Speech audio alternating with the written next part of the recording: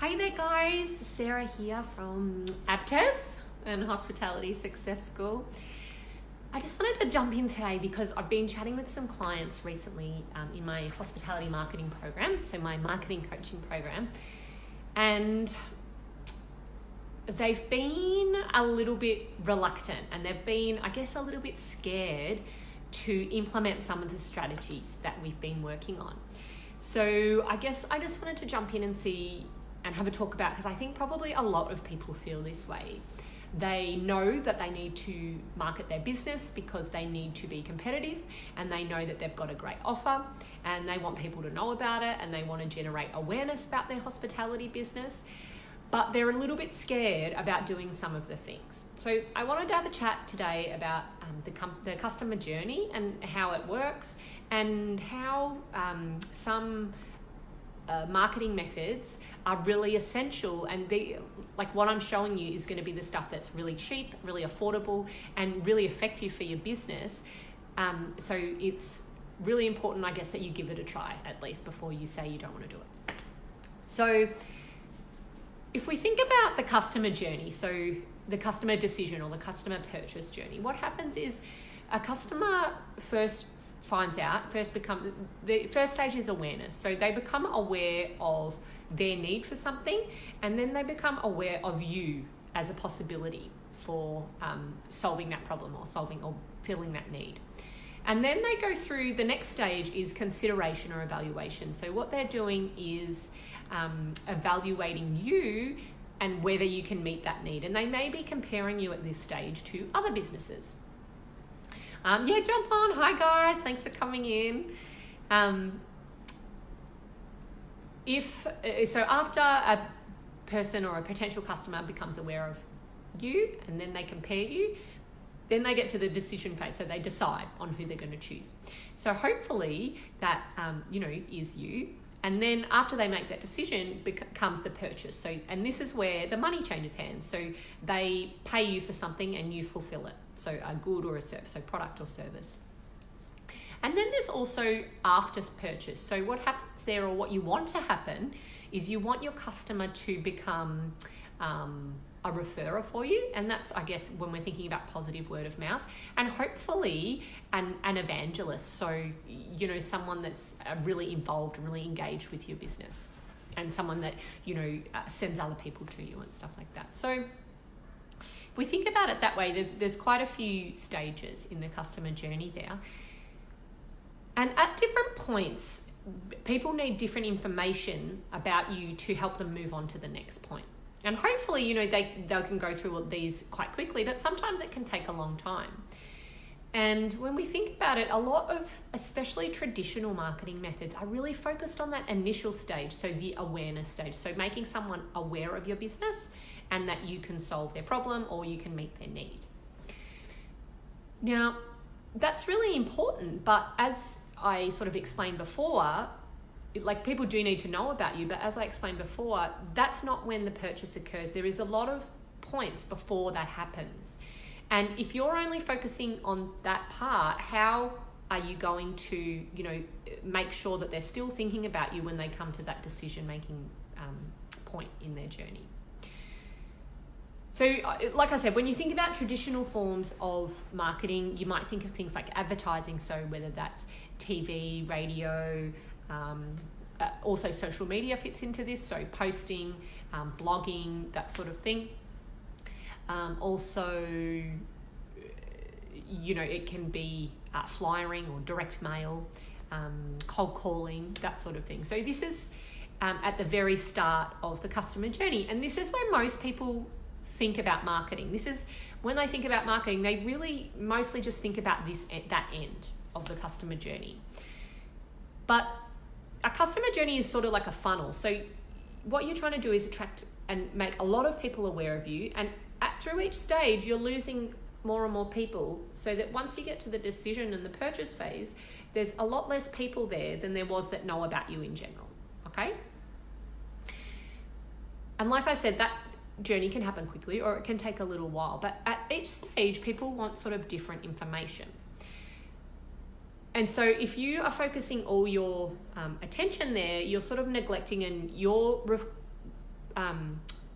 leaving people to move through that journey on their own. Okay. Whereas if we can implement some other types of marketing, which I guess are a little bit more modern, what we can do is we can help move that person through that decision-making process, okay? But to do that, we need to be able to maintain contact with them. So what we need to do is get them to become engaged with us, okay? And that could mean following us on social media, or it can mean joining our list so we can send them emails or text messages. But really what we want to do is we need to own that person's data or earn that person's data. So we want to have a connection with them that we can control. So we can provide more information to help them move through that journey. So when we talk about the different types of marketing that are involved, at this stage, people want more information at that comparison and evaluation stage about, what your venue looks like, what your food looks like. Like seriously, 45% of people make a decision about what it's going to look like in their social media feeds as to where they go. Like, that's mental. So they also want to know what other people think of you, so testimonials and reviews and that sort of thing. And they might need to be more educated about what you provide. They probably want to know your menu, your pricing, your opening hours, group bookings, whether you only do set menus, stuff like that. So they might visit your website on their own, but they might not. So if we can gather their data or their information and connect with them at that earlier stage, we can help move them through that journey, okay? And that's what we want to do. Like, that is where you will maximize the money you spend. That is where you will maximize engagement. That is where you will maximize bookings, generate leads. This is really where you can supercharge your marketing. You need to have this follow-up structure in place. And this is what I'm teaching in my hospitality marketing project. And look, a lot of that is, so I guess we're still talking about social media, we're talking about Facebook Messenger, we're talking about email marketing, and we're talking about text-based marketing. And people tend to get really worried about being spammy. I have so many people, and they get so stuck on even asking people for their details. And it's not even asking, it's providing an opportunity. So putting a little form with your bill that says, we'd love to have you join our family or our VIP membership, and we will provide you with this. We'll give you access to seasonal menus or special events, and we'll let you know when we have menu changes, and we'll let you know when we have special deals on for our members, and you'll get, you are offering something that is of value. And if they're the type of person that does want to know that, they will fill that out. If they are not interested, they will not fill it out. So you will not be spamming them. And I am not suggesting, like some of the top internet marketers, that we are going to be sending, 10 emails a day. This might be something you send out once a week or even once a fortnight. But it is a way of connecting with your customer. And it's a way of bringing them through the journey. And I guess the other thing is, when you're focusing all your marketing on the awareness stage, you're also focusing on new customers all the time, okay? Whereas re-engaging your customers, getting them to return and getting loyal customers that return often, that is where the profit is. It is cheaper and it is easier to market to your existing customers. But again, people have this mind block about email marketing or text-based marketing being really spammy, and they're like, I hate getting emails. I get so many junk emails. I hate getting text messages. It's really icky. And I'm like, well, that's fine, but those people aren't going to sign up for your list because you're telling them what you're giving them. So you don't have to worry about spamming people. I have never, ever received a negative response saying, stop emailing me, you do it too much, or a review saying, people are, you're bugging me, you're spamming me, okay? So I just want to help you, guide you and help you overcome this mindset block that database marketing, building a list, sending people emails, sending people text messages, sending people Facebook messages is spammy, okay? It is the single most effective way to build your business, to turn to turn potential customers into customers and to turn customers into repeat customers. It is the single best, most effective, most affordable way to do that. And I really hope that it is something that you pursue and have a go at.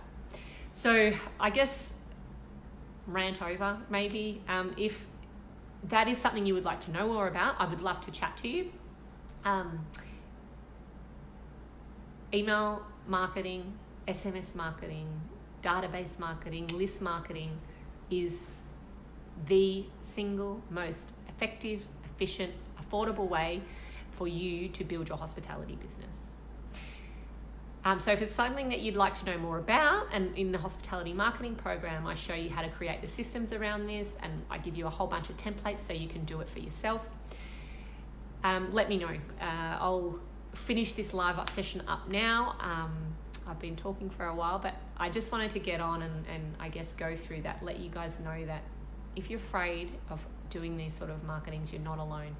And it's not the type of marketing I teach, and it's not the type of marketing that we'll be doing.